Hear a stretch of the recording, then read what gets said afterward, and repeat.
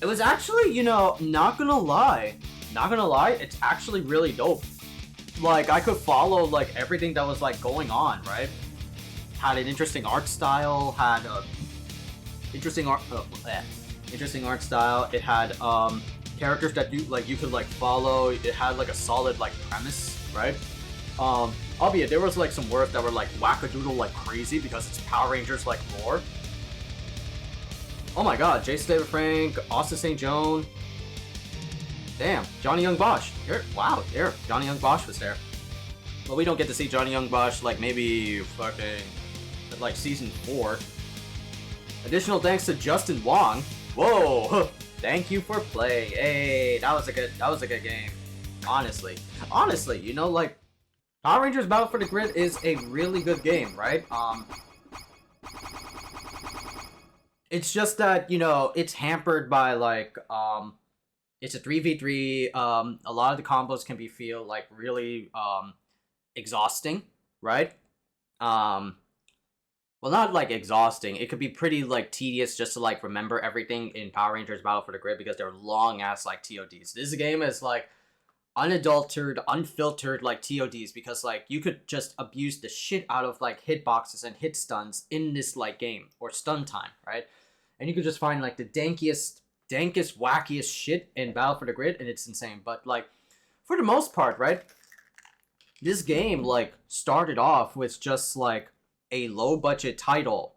It was a low-budget title made by, like, nWay, and it was founded by members of the FGC, right? Clockwork was making, like, the game as well as others. There was also, nWay, like, crew that were really involved into the MVC3 party, and so they helped build, like, the foundations of this game. Therefore, when you see a lot of, like, the Power Rangers Battle for the Grid, like, movesets for each, like, characters, there's a lot of, like, nods and references to MVC characters throughout, and also, like, Capcom fighting game characters as well, right? But yeah, the story mode was not bad, right? Like, it felt really fucking it felt really fucking, like, well, not, like, tolerable. I certainly, like, appreciated it, right? Of course, the only, like, hindrance that I could only ever, like, think of is, like, the fucking CPU, right? Even on setting the difficulty to, like, easy, man, like, if you mess up your buttons, if you mess up, like, your execution in this game, you are going to get fucked, right? CPU literally goes out of its way to TOD your ass, right?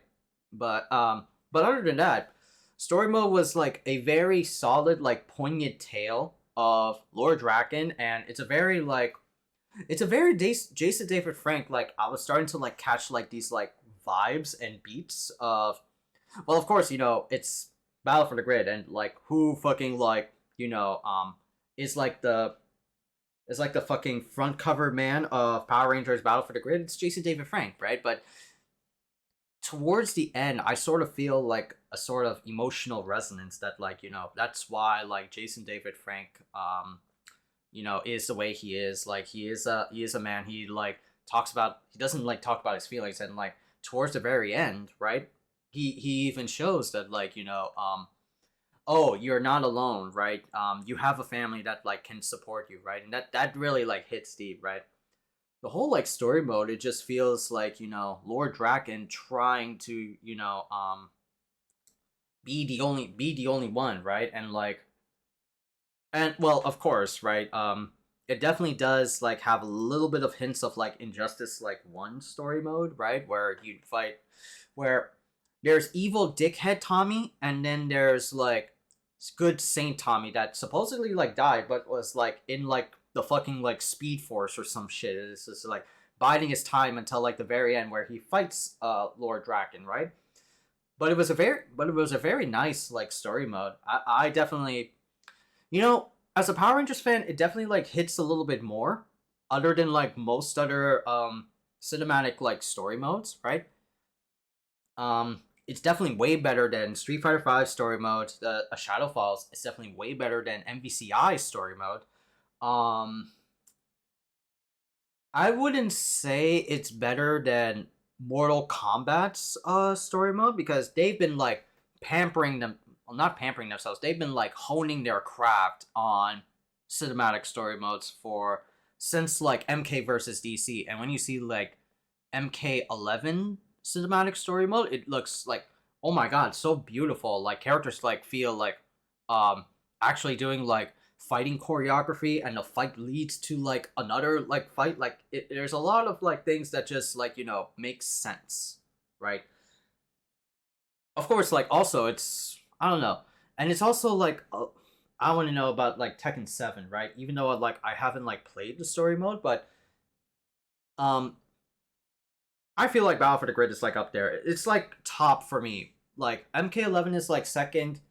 Third is second is Mortal Kombat. Third is Tekken 7. Yeah, yeah, yeah.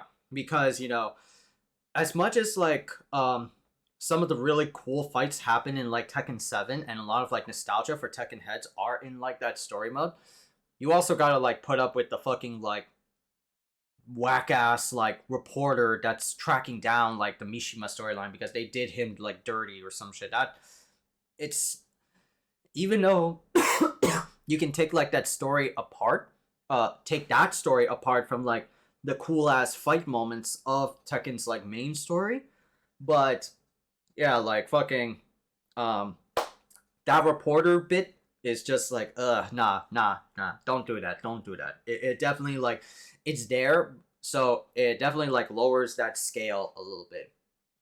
um but yeah, I would say like Power Rangers Battle for the Grid is like my hot take of like better story modes. Like come at me, right?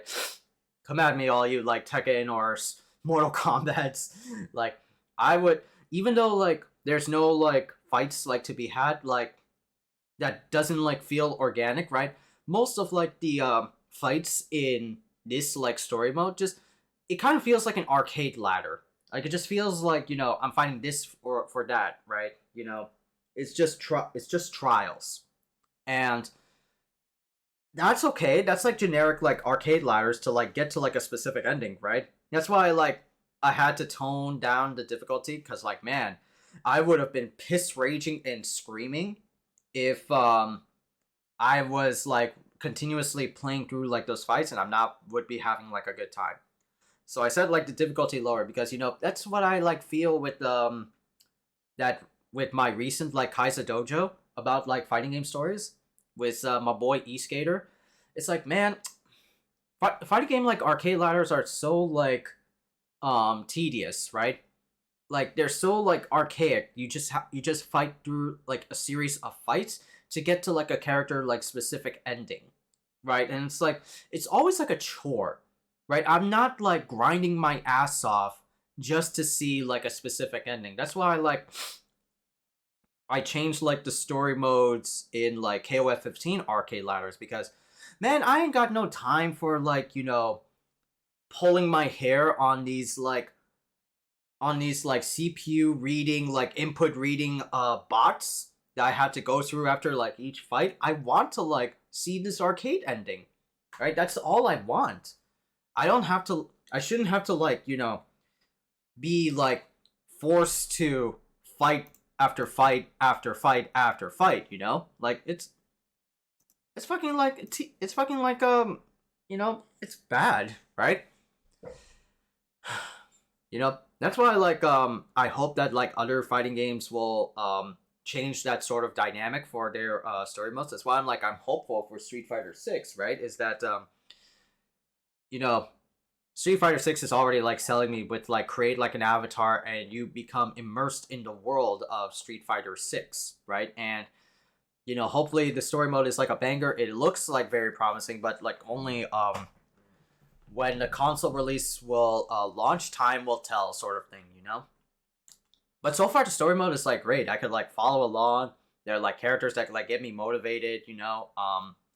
All this like shit. I was doing top-notch voice acting with like Goldar. It's really fun.